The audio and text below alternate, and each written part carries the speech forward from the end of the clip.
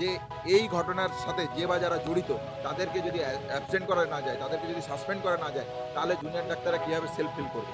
তাহলে সেই জায়গা থেকেই আমরা আমাদের বলার যেটা যে এই ঘটনা ৯ তারিখের যে ঘটনা ঘটেছে, সেই ঘটনার সাথে কে বা কারা জড়িত, এই ঘটনার মোটিভ কী ছিল, সিবিআই ইনভেস্টিগেশনের মাধ্যমে এই জায়গাটা আমরা জানতে চাই, তাহলে আমরা সুরক্ষিত ফিল করবো।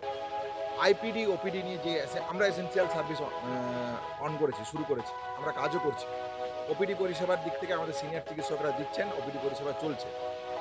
আমাদের কর্মবিরতি সম্পর্কে যাবতীয় যা সিদ্ধান্ত, আমরা ৫টার সময় অলরেডি মিটিং, ৬টার সময় অলরেডি মিটিং ডেকেছি।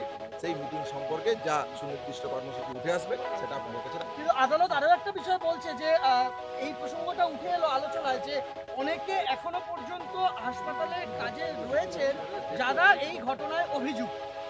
আপনারা সেই বিষয়ে আপনাদের একদমই তাই। তাহলে শুরুর দিন থেকে আমরা যেটা বলে আসছি যে এই ঘটনায় যে বা যারা জড়িত বা যাদেরকে সন্দেহের জায়গাতে আসছে তাদেরকে ইমিডিয়েট আইডেন্টিফাই করা এবং অ্যারেস্ট করা। না হলে আমরা সুরক্ষিত ক্যাম্পাসের মধ্যে কীভাবে ফিল করব।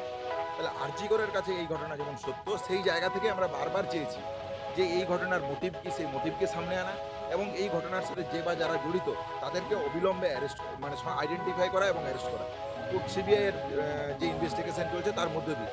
তাহলে সেই জায়গা থেকে আজকে কোর্ট যদি মনে করে, মহামান্য সুপ্রিম কোর্ট যদি মনে করে যে এই ঘটনার সম্পর্কে যাবতীয় তথ্য দিয়ে তাদেরকে অ্যারেস্ট করা প্রয়োজন, সেটাকে ওয়েলকাম, অবশ্যই তাদেরকে welcome। তারা যে পদে যারা রয়েছেন তাদের কি সেই পদে রেখে তদন্তকে এগিয়ে নিয়ে যাওয়া নিরপেক্ষভাবে সম্ভব নয় বলে একদমই আপনারা সম্ভব, মনে করছেন? একদমই সম্ভব নয় বলে আমরা তো শুরুর দিন থেকে বলছি যে এই ঘটনার সাথে যে বা যাদেরকে জড়িত মনে হবে আপনারা তাদেরকে ইনভেস্টিগেশনের আওতায় আনুন, আইডেন্টিফাই করুন, অ্যারেস্ট করুন, শাস্তির ব্যবস্থা করুন। তাহলে সেই জায়গা থেকেই আমাদের যে দাবি সেটা একদম পরিষ্কার যে এই ঘটনায় যারা আছে তাদেরকে অবিলম্বে আইডেন্টিফাই করে অ্যারেস্ট করুন।